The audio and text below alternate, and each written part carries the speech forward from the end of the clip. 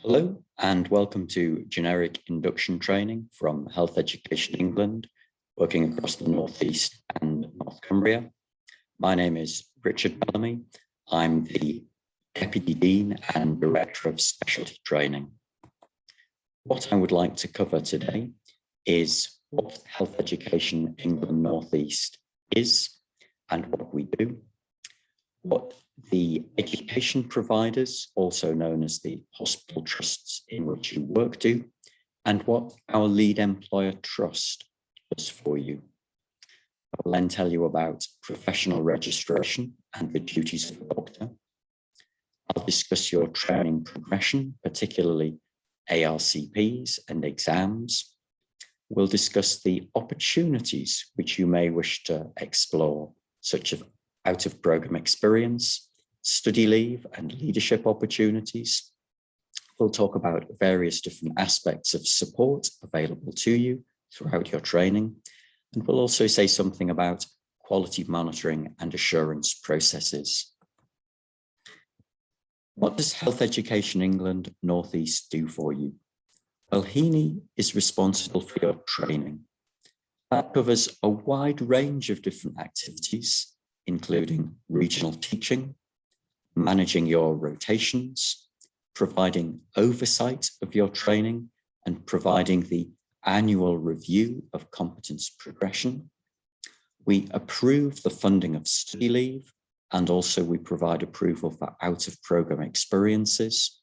We provide professional support and also regulation, and we also provide quality management of the education providers, in other words, the hospitals and other locations in which you receive your training.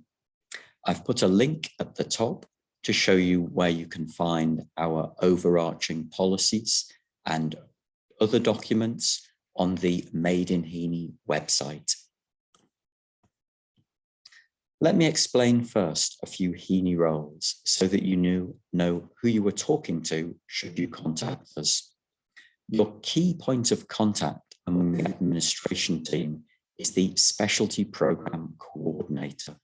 This should be your first point of contact for any training queries you may have, and will usually be the person whom you will submit relevant forms to. School manager is the person who provides support to the Specialty Program Coordinator with any difficult questions which they may be unable to answer themselves. The school manager is someone whom you usually won't need to contact directly yourself. If there is a question which is difficult for the school manager to answer, or if it concerns specific financial matters, then the specialty business manager will usually be able to provide the right answer for them. Again, this is somebody whom you probably won't need to contact directly yourself.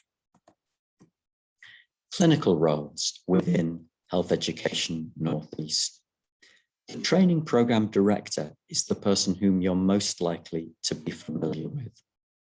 This is the consultant in your own specialty who runs your training program. The head of school is the person who provides support to the training program director and answers any difficult questions which they may have. Usually, you won't need to contact the head of school directly yourself. I am the Deputy Dean or Director of Specialty Training, and I help the head of school with any difficult queries or questions which might be outside of their experience. Again, you usually won't need to contact me directly with questions. I cover training, but there is a separate Deputy Dean who is the Director of Medical Revalidation. And this consultant provides guidance and action on professionalism matters. In other words, factors which may influence the ability to hold a license to practice. The postgraduate dean is the doctor who's overall responsible for your training. They are the final decision maker on all complex matters, whether these relate to your training or to professionalism matters. What does the local education provider or hospital provide for you? Well, this is your base where you are provided with work opportunities and also expectations of delivery of work. They will provide you with local teaching and training, and they will provide your on-call and rotas. They approve specific dates of absence, but they do not approve your overall entitlement to specific types of absence, such as study leave or annual leave, etc. They should be the first point of contact for any local issues or concerns which you wish to raise. They also provide local employment responsibilities, for example, COVID-19 risk assessments, but they do not provide the full range of occupational health services, which are commissioned centrally by the lead employer trust. Your hospital will agree your study leave days off, but they do not agree the funding for that. They also process exception reports if you work beyond your contracted hours. What hospital roles may you encounter? Well, the key clinical roles include the clinical supervisor, who provides support to training in your current post, primarily in the workplace, the educational supervisor, who provides support for your training throughout the current year, primarily via ePortfolio. There should be an educational lead or college tutor in your specialty in that hospital who leads the training for all those in that specialty in that location. The college tutor or educational lead reports to the Director of Medical Education, who is the individual doctor who has overall responsibility for the educational governance of all doctors in training in that hospital. They receive support from the Education Centre Manager and other trust administration staff, but I won't talk about those administration staff in detail because they vary greatly from trust to trust. From the perspective of a doctor in training, it must look like there is a continuous line of people whom they can contact, all the way from the clinical supervisor to the postgraduate dean. However, it's important to realise that these consultants do divide into two specific groups. The clinical supervisor, educational supervisor, and college tutor belong to one group. They are all employed by the host trust or hospital, and they all answer to the Trust Director of Medical Education. There are also the second group who are employed by HEENE. That's the Training Programme Director, the Head of School, the Deputy Dean, and the Postgraduate Dean. These individuals are all responsible to the Postgraduate Dean. And it's important to realise that the college tutor is not directly accountable to the Training Programme Director. The college tutor, should you have a concern about what they have told you or about their behaviour, that would need to be investigated by the Director of Medical Education rather than by HEENE processes or by the Postgraduate Dean, because they are not employed by us. So what does the Lead Employer Trust do for you? The Lead Employer Trust is your employer. They provide you with an employment contract, they provide your employment checks, they provide your salary, they process expenses payments, they issue you with your work schedules, they inform you what your holiday entitlement is, and they tell you the rules regarding absence due to sickness, parental leave, etc., and process any forms in connection with them. They provide you with an occupational health service, and they also process applications to train less than full-time. Should there be any disciplinary matters arise, the lead employer trust is the organisation which would arrange those. It's neither HEENE nor is it the base hospital in which you're working. I've put a link there to the Made in HEENE web pages, which show you where the lead employer trust policies are found, should you wish to know anything more about them. Let me explain some roles within the lead employer trust. Your key point of contact is your human resources officer, or HRO. This should be the first person you contact with any employment queries, whatever they're about. The payroll officer is somebody who will help the HRO with any questions which are specific to salary, but usually you will not need to contact these people yourselves. The deputy director of the LET may help the HRO with other difficult questions, and in turn, the director of the LET may help the deputy director or the HRO with very difficult questions. Again, it's unlikely that you will need to contact the deputy director or the director of the LET directly yourselves. I'd like to say something about professional registration and the duties of a doctor. The General Medical Council provides doctors with a license to practice. And this is provided based on the recommendation of the responsible officer. This is dependent on meeting the duties of a doctor, which are outlined in the GMC document, Good Medical Practice. For all doctors in training, the postgraduate dean, Professor Namita Kumar, is the responsible officer. The postgraduate dean makes a recommendation to the GMC about your license to practice and is responsible for highlighting any fitness to practice concerns. This role is supported by the Deputy Dean / Director of Medical Revalidation. The Training Programme Director and Head of School and myself do not usually get involved in any fitness to practice concerns or disciplinary issues, and that enables us to remain impartial when providing and evaluating your training progress. The postgraduate dean makes that recommendation to the General Medical Council based upon the information you self-report on the Form R, information which comes from the ARCP process, but note that extensions in themselves are not a revalidation concern.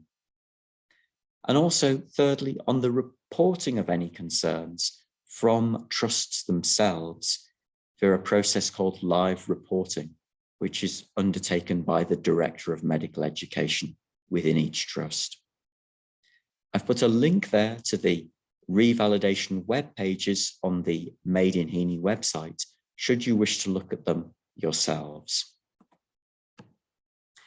What are the key duties of a doctor?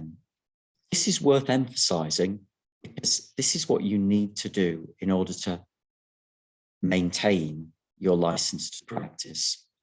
Firstly, you must report your whole scope of practice on your Form R, including any locum activity or any voluntary roles, if those voluntary roles revolve around the fact that you're a doctor. If you're involved in a complaint or a serious incident or a DATIX report, you must reflect on this and make a record of it on your e-portfolio. If you are named in a serious incident or a complaint, your hospital will notify the HEENE revalidation team via the live reporting system. Also, if you are named in multiple DATIX reports, your hospital may notify the HEENE revalidation team if they think there's a significant concern. Therefore, it's extremely important that you have reflected upon those incidents in order to show that you are meeting the requirements of good medical practice. In addition, should anything occur outside of work which results in your arrest or a warning from the police, it's also extremely important to let the HEENE revalidation team know about it. They will be able to provide you with support, and tell you about whether this has any implications for your license to practice.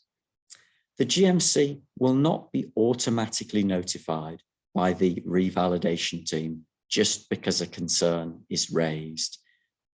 The GMC will only be notified if a significant threshold is reached such that they need to be informed, and you would always be informed that that process was occurring. They won't be informed without you knowing about it. I do want to say something about Crown indemnity and personal medical indemnity, because this is really quite important.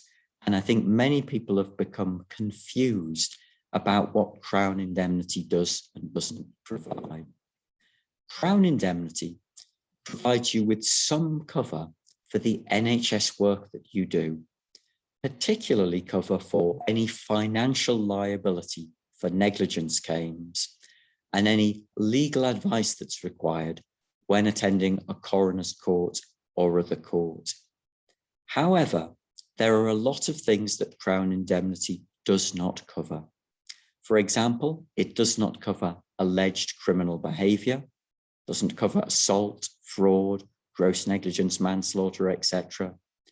It doesn't cover any activities outside of work. For example, if you were to give medical aid at a road traffic accident. It doesn't adequately cover defence of your reputation, particularly if your reputational defence is at odds with the interests of your hospital. It doesn't really cover you if you're investigated by the General Medical Council. And it doesn't really provide you with independent legal advice, which is different to that which your NHS trust is seeking. In other words, what is not covered is actually a much bigger risk than what is covered, a much bigger risk to you and to your future career. It's therefore really, really important that you have your own medical defence membership in order to protect you. Next, I'm going to say something about training progression and the annual review of competence progression. First of all, read the Gold Guide. It explains UK medical training in some detail, and it's important for you to know what's expected of you. I would say you should also read your own training curriculum, and you should read the ARCP decision aids, which refer to the current year of training that you're in. That tells you what's going to be expected of you before you get to your ARCP. Make sure that you register for your college e-portfolio immediately when you start training. Don't wait until just before the ARCP, because you're supposed to upload workplace-based assessments throughout the year. When you first meet your educational supervisor, you should agree what workplace-based assessments are needed and put those in a personal development plan. That way you both know what you're working towards. You should ensure you understand what the purpose of each workplace-based assessment is, what the difference is between, say, a DOPS or a mini KEX.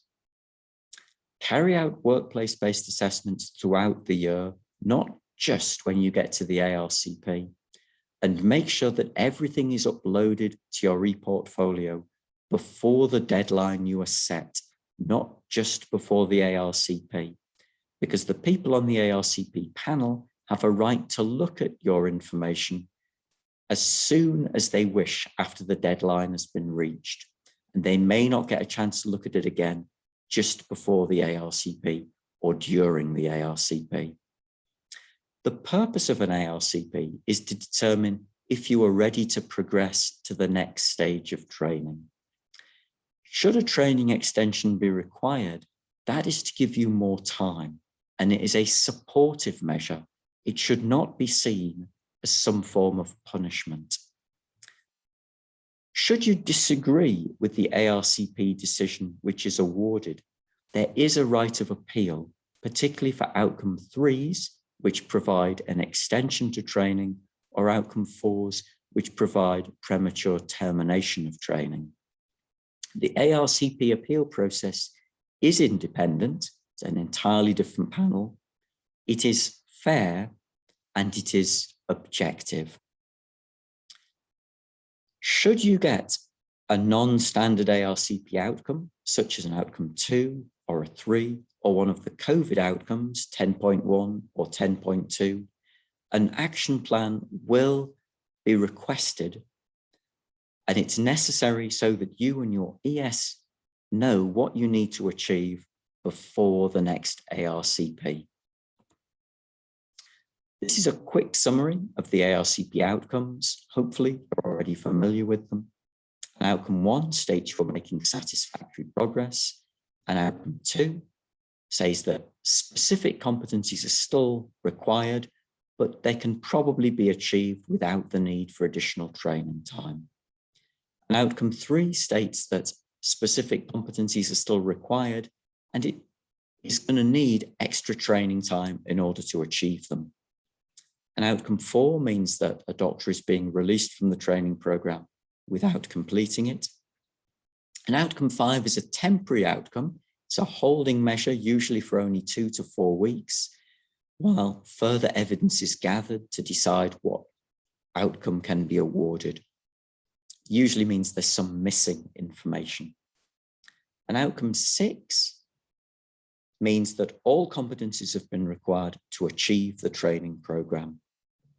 And outcome 10.1, these are temporary COVID outcomes, is the same as an outcome 2, but it states that the lack of competencies being achieved is due to COVID-19 disruption. And outcome 10.2 is the same as an outcome 3, except that the reason is COVID-19 disruption. Passing exams. Postgraduate exams are difficult. It's important to prepare, and it's important to prepare a long time in advance of sitting the exam. My advice to you would be to read the exam game plan 6 months before your first attempt, and do view the videos on the Made in HEENE website. I've put a link to these videos here on the slide so that you can find them by directly clicking on that link.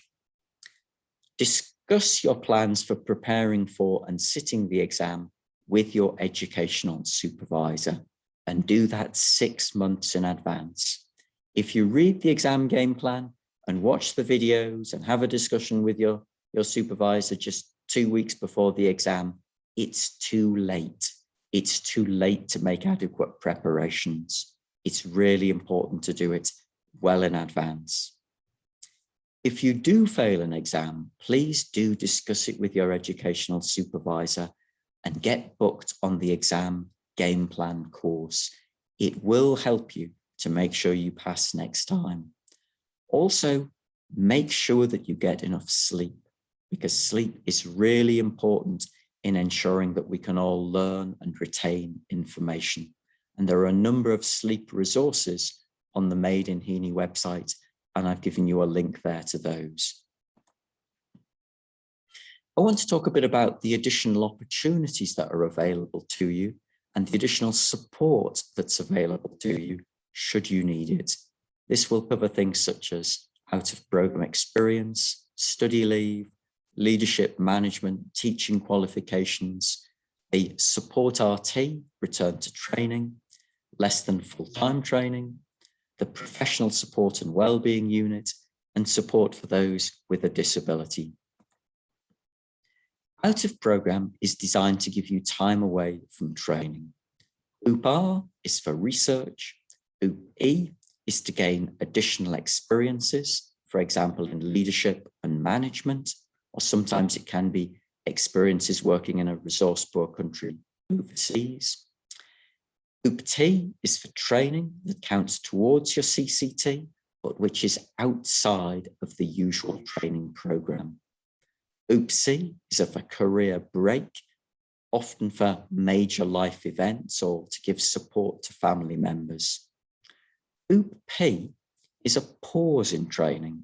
It's very similar to E, accept that the competencies that are gained during OOP are assessed on your return and can be counted towards training, and thus the CCT date can be adjusted on the basis of the competencies acquired. In other words, if you say, spent 12 months working in a neonatal unit and learnt a lot of skills associated with looking after very sick neonates, that might reduce the future training you needed to do within your routine pediatrics training program. Study leave. It's important to realise that the Hospital Education Centre approves the time off, but they do not approve the funding which is needed for study leave. That's approved by Health Education England North East. It's really important to apply as far ahead as possible because funding is not guaranteed. So it's important to apply for something in time to hear whether it's been approved or rejected before you have to pay for it yourself. Please don't pay for things before HEENE approval has been given. We have to ensure that the courses we're approving offer value for money, and we cannot approve everything. Funding will usually not be provided for aspirations which go well beyond CCT requirements. So if somebody wants to get a specific master's qualification, or somebody wants to learn subspecialty skills which go way beyond what doctors need in order to qualify, then that is unlikely to be supported and funded by ourselves. And that's because we have to prioritize this budget to help people complete their training. Personal qualifications outside of our established schemes will almost never be funded, so particularly university qualifications. That said, we do have some leadership, management, and educational courses and qualifications provided en bloc by our learner support and faculty development team. There are some short courses on teaching, training, leadership and management, etc. And these are very helpful, but there are also some advanced level qualifications, such as the postgraduate certificate in medical education, which is obtainable from Newcastle University or Sunderland University, the postgraduate diploma in leadership and management from Northumbria University, or the Institute of Leadership and Management Level 5 qualifications, which are a professional qualification. These are advertised once each year in May or June, and people have to apply and compete for places. If you fail to apply at the appropriate time and then asked to go on the same course later, we will not be able to provide that from the study leave budget, even though it's the same course. And that's because we've block booked it, usually at a reduced rate, and we are offering it to everybody on a level playing field. We can't have people then coming afterwards and asking to undertake the course themselves at an enhanced cost without having been through any form of scrutiny of the process. That would be a very poor use of our financial resources. Support RT, or supported return to training. This is designed to help those who are taking time away for training. It helps them to plan what they may need to do while they're away. For example, keeping in touch days. It helps them to plan what to do when they return.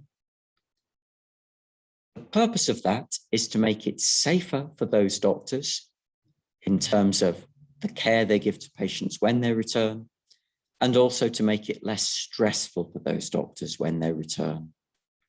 The Support RT budget provides a limited amount of money to allow doctors to be supernumerary for a short period on their return. In other words, to be doubled up by another doctor who's working on that rota. I've put a link there to the supported return to training web pages on the Made in HEENE website should you wish to know more. Less than full-time training is something which we strongly support within the North East and North Cumbria. You will see within the Gold Guide 2 categories of less than full-time training. Category 1, which means somebody has personal health issues or a caring responsibility, and category 2, which means somebody has some unique life opportunity, perhaps training for a major sporting event, or they have a religious commitment, or they wish to undertake some form of personal development, for example, studying for a qualification. There is currently a category 3 less than full-time pilot occurring across the UK, but it's worth emphasising you do not need to wait for this pilot to arrive in your specialty if you wish to apply to work less than full-time.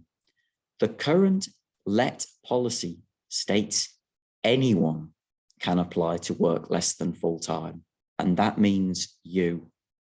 Irrespective of your reason, if you follow the policy and complete the application form, your case will be considered. In the unlikely event your application is declined, you can appeal. I have to say, in the 4.5 years that I've been the Director of Specialty Training, no one has had to write an appeal. So nobody who has actually applied, to my knowledge, has had their application declined.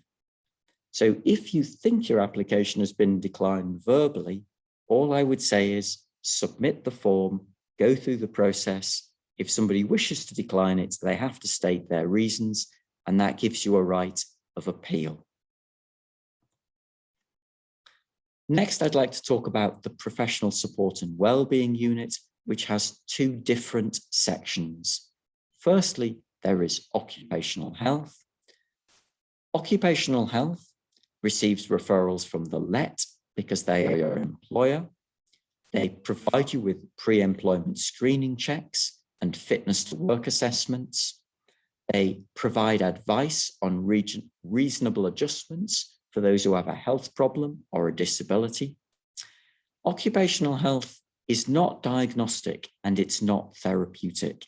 It's not there to say what's wrong with you, nor is it there to provide you with treatment. You should be seeing other healthcare facilities for that.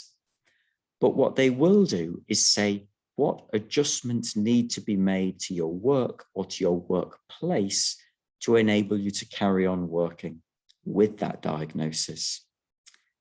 Occasionally, occupational health will provide short-term counselling for a doctor going through a specific difficulty, but that's usually limited to 3 sessions while they're awaiting standard NHS care. The Education Support Service is the other arm of the Professional Support and Wellbeing Unit. This is accessed via referral from the training programme director, usually via the school manager. It can provide coaching on things such as communication skills, personal effectiveness, prioritisation, delegation, receiving and working with feedback, working in teams, confidence and decision-making, leadership skills, including assertiveness, and developing resilience. It can be extremely useful for doctors who need to develop some of their generic competencies to help them get through training. I'd like to say a little bit about support for those with a disability. We are really keen to help everyone to complete their training with support adapted to their individual needs. Your LET HR officer can help with explaining if you might be eligible for access to work financial support. They can also refer you to occupational health for assessment should that be needed. Occupational health can provide advice on whether any reasonable adjustments are needed, either to your training, perhaps the locations you can work, whether or not you can work night shifts, But they also provide advice on what workplace adjustments might be needed for somebody with a disability. The Medical Education Centre in the host trust would be responsible for providing those reasonable adjustments, whether it's changes to a rota or whether it's changes to the conditions in which somebody is working, lighting conditions, space, access, etc. The Education Support Service can occasionally help with specific problems, but it must be stressed they are not there to provide a therapeutic service, even for those with things such as learning disabilities. Your training program director can provide advice on how a program can adapt to meet your specific needs in response to an occupational health assessment. If you want to know more about this, I've put a web link up there on diversity and ability and access to work payments. It's a very helpful resource which has been developed in conjunction with the HEE national team. Next, I'd like to say a bit about differential attainment. Differential attainment is where one group of individuals does better than another group of individuals.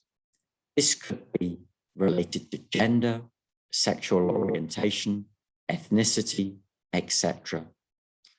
In the Northeast, we've made a lot of progress in addressing this in recent years, but constant focus is still needed because the NHS is not as inclusive as we would often aspire to be. We have narrowed the differential attainment gap between UK medical graduates and international medical graduates. Our gap used to be wider than for most regions, but it's now narrower, and that's reassuring. That said, we are not going to rest on our laurels. We're going to continue to do everything we can to address institutional biases and to address unconscious bias, which is where people, without realizing it, behave in different ways towards different individuals and groups of people. We need your support in this because doctors in training rely on support from each other as much as they do support from their trainers. Just as I need to be aware of my biases and my faculty need to be aware of their biases, and we all need to try and minimize them, I need you to do that as well.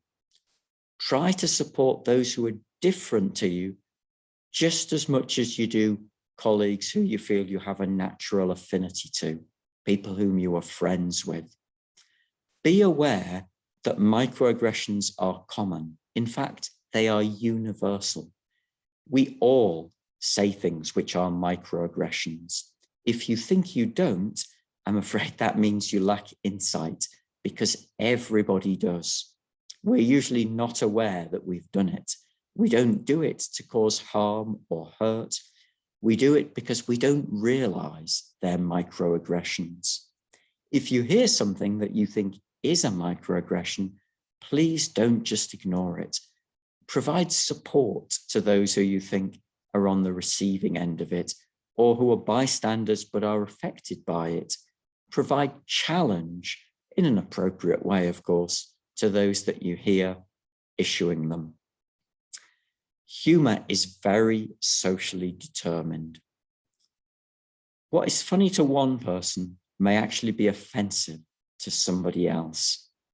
That's not to say we need to ban humour from the workplace. That would make the NHS a pretty miserable place in which to work. All I would say is use it very cautiously and be aware of the fact that what you find funny and what your friends find funny may not be funny to other people who are listening to your conversation, even if they're not directly involved in it. What about if you have a concern? Well, concerns can arise for many reasons. You may have a concern with the training opportunities you're getting or the experience you're having. You may have concerns about the environment you work in. You might have concerns about bullying, harassment, racism, sexism, many other negative workforce behaviors. Alternatively, you might have a concern about patient safety, or you might have a concern about the professionalism of one of your supervisors, or one of your colleagues, or one of the doctors whom you're supervising. If you have a concern, raise it locally. Raise it with somebody who's likely to be able to listen to it and do something about it in the place you're working. Usually, that'll be your clinical or educational supervisor. The most of the time, they will be able to solve it. If they can't solve it and it's a hospital issue, then you or they could raise it with your college tutor. That's the educational lead in the specialty you're in that hospital, or ultimately with the director of medical education. If the CS and ES can't solve it and it's a training issue, then they or you could raise it with the training program director, subsequently the head of school, and then myself. If it's an employment issue, something about pay or leave, less than full-time training, expenses, etc., then raise it with your LET HR officer. And then potentially they could raise it with the deputy director or director of the LET if required. If the DME and or the head of school and or the LET can't solve it, then they will usually raise it with the deputy dean, that's me, and then the postgraduate dean. If you find that they're not making any progress on your behalf, then you can, of course, raise things directly with me or the dean yourself. But please only do that if you've explored other avenues first. There's usually a local solution that can be found quickly and easily. It's important to realize that should you come across a patient safety issue, it's important to raise it locally where it can most easily be solved. Taking an issue straight to the CQC is usually not a good idea because the CQC are not in a position to be able to solve it, and therefore it's not helpful for them and it's not helpful for patients or those who would wish to address the problem within the host trust. Similarly, if you have a concern about the professionalism of one of your colleagues, raise it discreetly where you're working with an appropriate supervisor. Don't refer it straight to the General Medical Council. That's not helpful to the GMC. They're not in a position to investigate it directly, and they're not in a position to be able to do anything about it. It should go through an appropriate escalation framework, either via the medical director in the host trust, if it's, for example, it's about a consultant, or via the postgraduate dean, if it's about another doctor in training. Most concerns can be raised and solved informally. That's usually the best way to sort out a problem. However, you are entitled to make a formal complaint should that be necessary. We have a complaints policy, and we do insist that this is the way that people submit formal complaints to ensure that they're escalated and dealt with consistently. So I've put a link there, which takes you to the web page on the HEE website, which shows you how to make a formal complaint via the appropriate process. We're extremely proud of the quality of training we provide in HEENE. Our region receives the most favourable feedback in the GMC trainee survey overall year on year. And that's partly thanks to yourselves for giving that kind feedback. And it's partly because we take quality management very, very seriously. When you give feedback via the GMC trainee survey or any other reporting tool, we don't ignore it. We look at it, we evaluate it, we decide what to do about it, and then we address it. It's really important that you provide feedback because it helps us improve the training that future doctors will get. If you don't provide appropriate feedback, then the doctors that come into your posts next will experience whatever problems that you have encountered. We have a rigorous system of assessing our hospitals and our training programs and working towards continuous improvement. No matter how good things are, they can always be better. So please do provide honest feedback, and you will be greatly helping the doctors who follow you. I think that's about all I've got to say today. I would ask you to go to the main Made in HEENE website for further information. I would also ask you to follow us on Twitter and perhaps to visit Find Your Place, which promotes training in our region and helps spread the word about this being the best place to live and train. All I can say is I really hope you have a great training experience here in the Northeast, but if you don't, please do let us know. Thank you.